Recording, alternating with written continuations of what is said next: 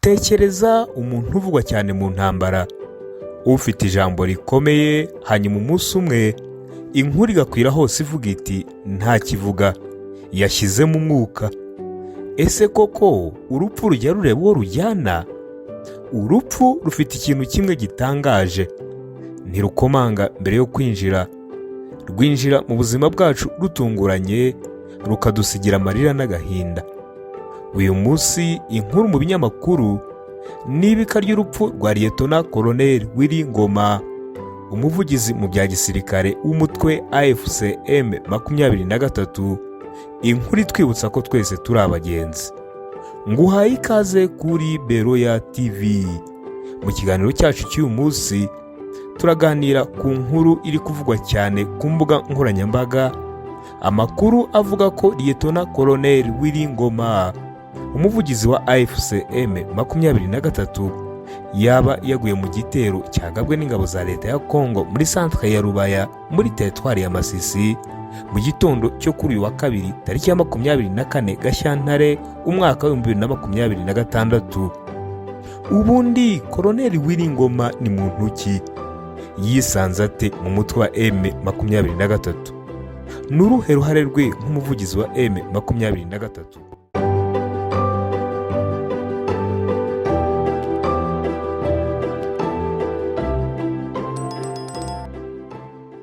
Kugeza ubu aya makuru aracyari mu rwego rw'ibivugwa mu itangazamakuru. Nta tangazo ryemewe haba ku ruhande rwa leta ya Kongo cyangwa M23 rirabitangaza. Inkuru ikinyamakuru mpuzamahanga cy'Abongereza Reuters yanditswe ku gicamunsi cyo kuri uyu wa 23 Gashyantare umwaka wa 2026 ivuga yemeza ko Koloneli Willy Ngoma yiciwe hafi y'ikinombe cya Koruta i Rubaya. Ariko nubwo tudafite igihamya yemewe, iyi nkuru iduha umwanya wo gutekereza ku kintu gikomeye. Urupfu ntawe rutinya, rutwara umuto n'umukuru, umukire n'umukene, umusivili n'umusirikare, rutwara uwemera n'utemera. Uyu munsi reka turebe amateka y'uyu mugabo, hanyuma dukuremo isomo rikomeye ku buzima bwacu nk'abizera Imana. Willy Ngoma azwi nk'umuvugizi wa AFCM 23 mu rwego rwa gisirikare, umutwe witwaje intwaro ukorera mu burasirazuba bwa Repubulika Iharanira Demokarasi ya Kongo. Nk'umuvugizi yabaye ijwi ry'uyu mutwe kuva washingwa mu mwaka wa 2012. Yasubizaga ibirego byose byatangwaga n'ubutegetsi bwa leta ya Kongo, agasobanura impamvu z'imirwano, ndetse akanavugana n'itangazamakuru byo mu karere ndetse no ku rwego mpuzamahanga. Mu ntambara amagambo ni intwari ikomeye cyane, hari ubwo arwana kuruta ibisasu na bya burende. Uvuga aba afite ijambo riremereye. Koloneli Willy Ngoma yabaye umwe mu bantu bavugwaho cyane mu bibazo by'umutekano muke mu burasirazuba bwa Kongo ho muri Kivu y'Amajyaruguru. Liyetona Koloneli Willy Ngoma yavutse mu mwaka wa 1974, akurira mu bice bitandukanye bya Repubulika Iharanira Demokarasi ya Kongo. Amakuru ajyanye n'aho yavukiye ku rwego rw'umudugudu cyangwa akarere, ibyerekeye ubuzima bwe bwite n'umuryango we, ntibishyirwa ahagaragara mu buryo busobanutse n'itangazamakuru mpuzamahanga. Nubwo amakuru y'ubuzima bwe atakunze kujya hanze cyane, bivugwa ko yakuriye mu bihe by'ubukene n'intambara. Ibi bituma akunda igihugu cye ndetse akiyemeza gukora ibirebana n'umuco n'umutekano wacyo. Akenshi amazina ye agaragara mu nyandiko z'amateka y'intambara yo mu burasirazuba bwa leta ya Kongo. Willy Ngoma yamenyekanye cyane bwa mbere mu ruhando rw'ibiganiro n'itangazamakuru ubwo yabaga umuvugizi mukuru wa AFCM 23 mu mwaka wa 2022, ubwo uyu mutwe wuburaga imirwano yo mu burasirazuba bwa Kongo. Yakunze kwigaragaza mu bitangazamakuru, aho yagiye asobanura ibitekerezo n'ibyifuzo by'uyu mutwe ayoboye mu gihe cy'intambara. Yongeye kuvugwaho cyane mu mwaka wa 2025 ubwo M23 yageraga mu mijyi nka Goma na Uvira, cyane mu mashusho yacicikanye asomera abacyanshuro b'Abanyarumaniya. Mu itangazamakuru yabaga ashinzwe gutangaza amakuru, gusubiza ibirego bitandukanye n'ibyasabwaga n'inzego za leta n'imiryango mpuzamahanga. Nk'umuvugizi, Colonel Willy Ngoma ntiyari umuntu uzobereye ibya politiki gusa, ahubwo yari umuntu wagize uruhare mu gutangaza no gushyira mu majwi ibitekerezo bya M23 ku byerekeye umutekano, politiki n'ibindi bibazo by'intambara. Hari igihe yagiye abona amakuru menshi avuga ko yaguye mu mirwano, ariko ahanini we ubwe yabyisubiriyemo nk'ibihuha. Mu bihe byashize yagize ati, ndiho kandi ndacyari muzima. Murabyibuka mu mwaka wa 2023 mu kwezi kwa 10, ubwo imirwano ikomeye yuburaga hagati y'ingabo za leta ya Kongo na M23 mu bice bya Kivu y'Amajyaruguru. Inkuru yabaye kimomo ko Willy Ngoma yapfuye. Ngoma ubwe yabivuguruje cyane ndetse anashimangira ko abantu bagomba kureba neza amakuru mbere yo kuyemeza nk'ukuri. Kugira ngo dusobanukirwe Willy Ngoma, tugomba kubanza kumenya amateka y'umutwe abarizwamo. M23 Mouvement du 23 Mars yatangiye mu mwaka wa 2012. Izina 23 Mars rikomoka ku masezerano yasinywe kwa 23 Werurwe mu mwaka wa 2009 hagati ya leta ya Kongo n'umutwe witwaga CNDP. M23 ivuga ko yarwanyaga ivangura rikorerwa bamwe mu baturage ba Kongo, kutubahirizwa kw'amasezerano ya politiki ndetse n'ibibazo by'umutekano muke mu burasirazuba bwa Kongo. Mu mwaka wa 2012 M23 yigaruriye umujyi wa Goma, ariko iza gutsindwa isubira inyuma.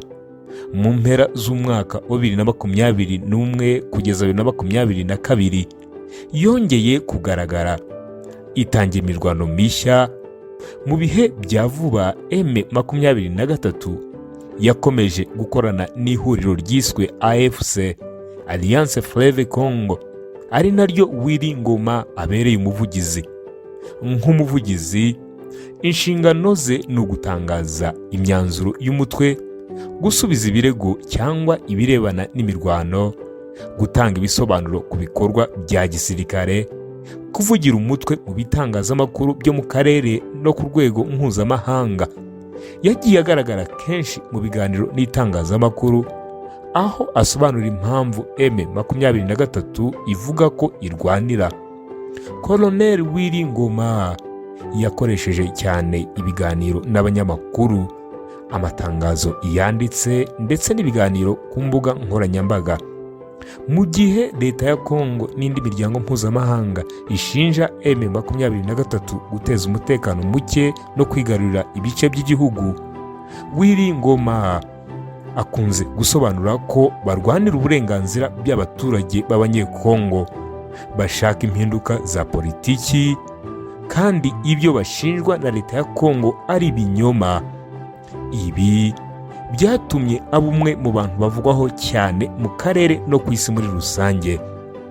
Raporo z'umuryango w'abibumbye n'indi miryango mpuzamahanga zagiye zishinja M23 kwica no kwimura abaturage, gufata ibice by'igihugu ku ngufu ndetse no guhungabanya umutekano w'akarere.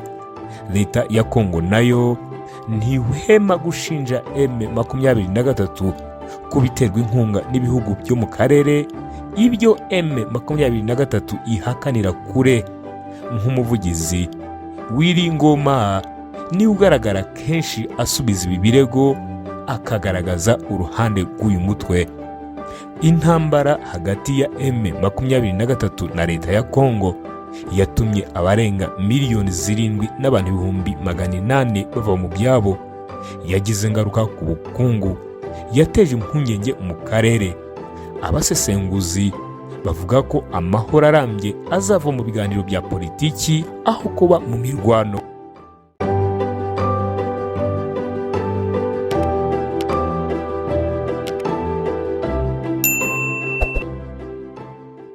inkuru ya Willy Ngoma, yaba ari ukuri cyangwa ibihuha, itwibutsa ko umuntu ari nk'umwuka uhita, icyubahiro cye n'icy'igihe gito, roho gusa niyo y'agaciro.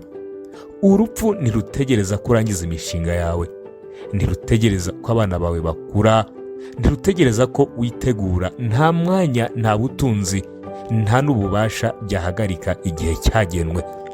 Urupfu ni umushyitsi udatumirwa, rujya ruza mu ijoro rituje cyangwa ku manywa y'ihangu, rukadusigira twibaza ibibazo byinshi.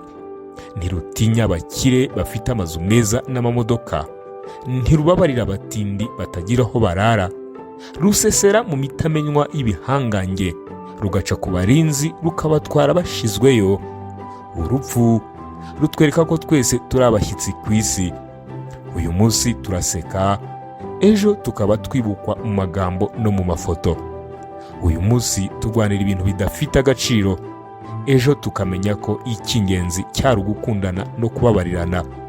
Nta mutunzi ushobora kugura umunsi umwe w'inyongera, kandi nta n'umukene ushobora gupfa mbere y'umunsi we ngo nuko yabuze icyo yihonga. Twese turi mu murongo umwe w'ubuzima bugufi. Ibyo biduhamagarira kubaho neza, gukunda tutizigamye, kubabarirana tutarindiriye ko ejo haza, kuvugana amagambo meza aho kuvuga senya, gufasha abababaye kuko ejo hashobora kuba ari twe dukeneye gufashwa. Kubera ko ubuzima ari bugufi, ntitukabupfusha ubusa mu nzangano n'ishyari. Tubane neza, twubake aho gusenya, duhumurize aho gukomeretsa. Ariko nubwo urupfu rutubabaza, ijambo ry'Imana riduha ibyiringiro.